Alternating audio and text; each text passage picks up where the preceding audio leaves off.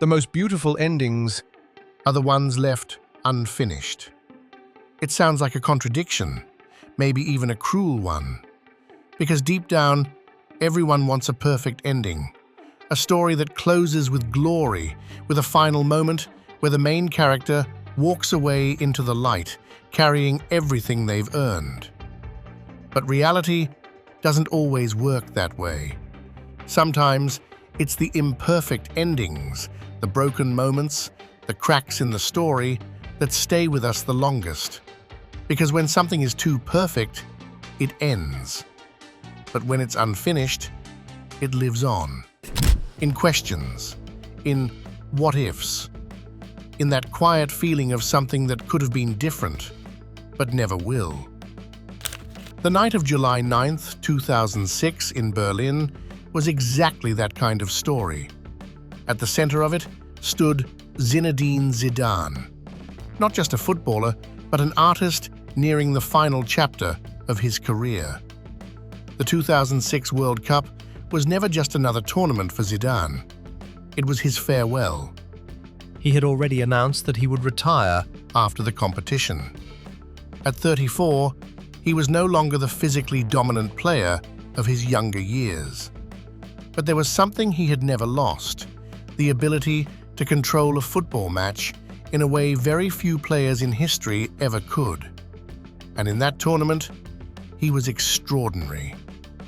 After an unconvincing group stage, France entered the knockout rounds with doubts surrounding them.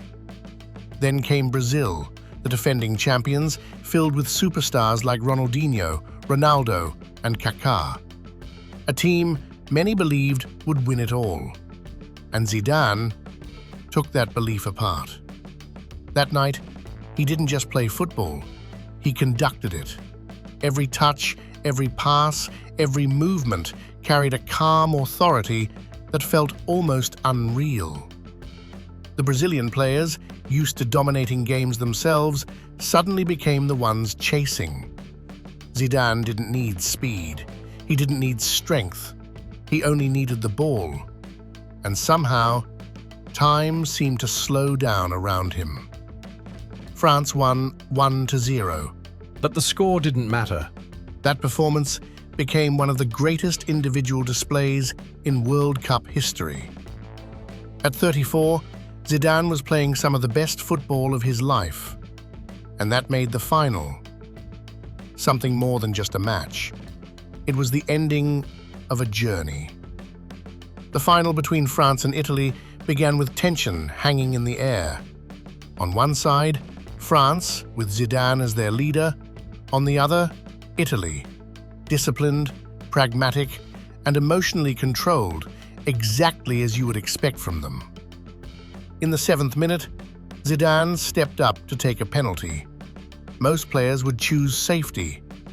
Zidane never did. He chipped it.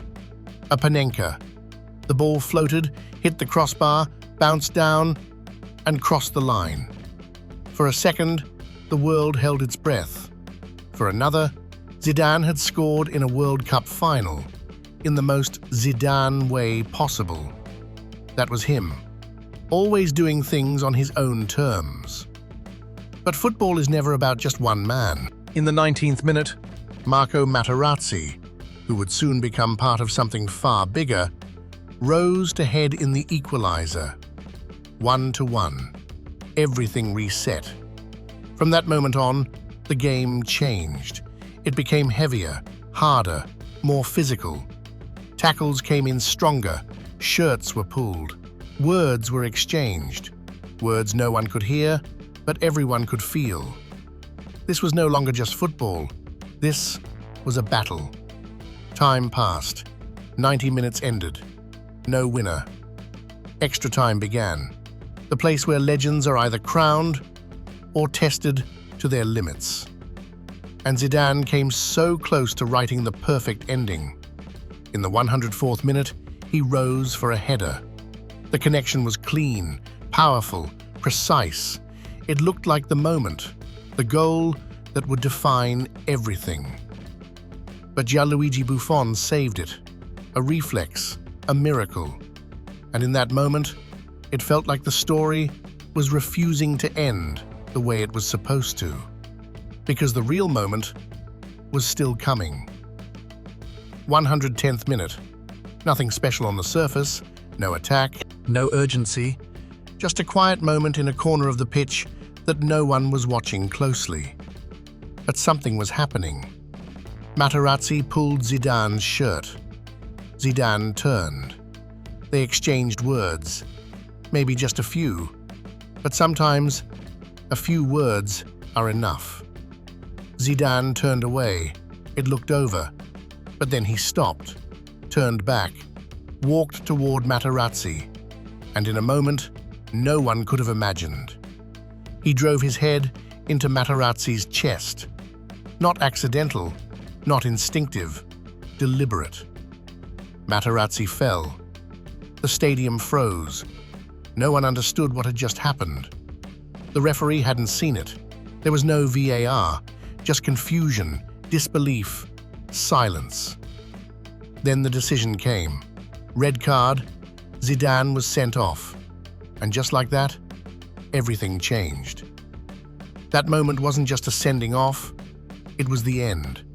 Not just of the match, but of Zidane's career. He removed the captain's armband. No protest, no argument, just silence. And then came the image that would live forever. Zidane walking past the World Cup trophy, just a few steps away. But he didn't look at it, didn't touch it, just walked, as if he already knew. The story was over. The match went on.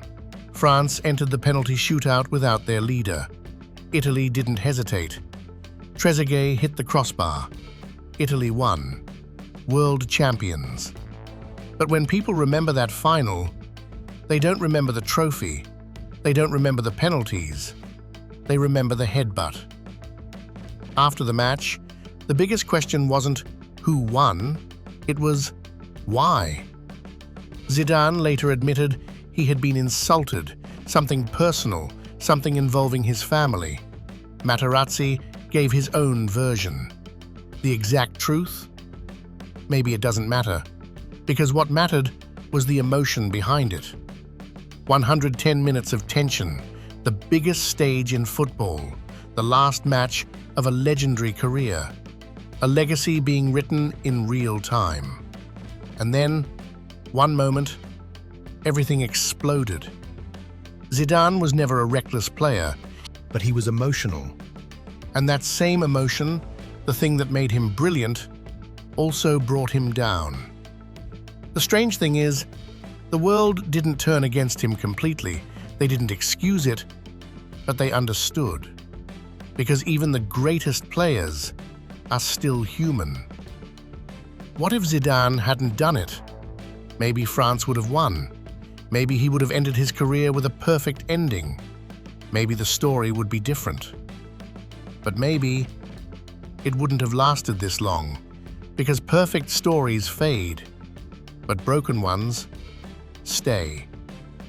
Zidane didn't leave the pitch like a hero under the spotlight. He left in silence. But that silence echoed louder than any celebration.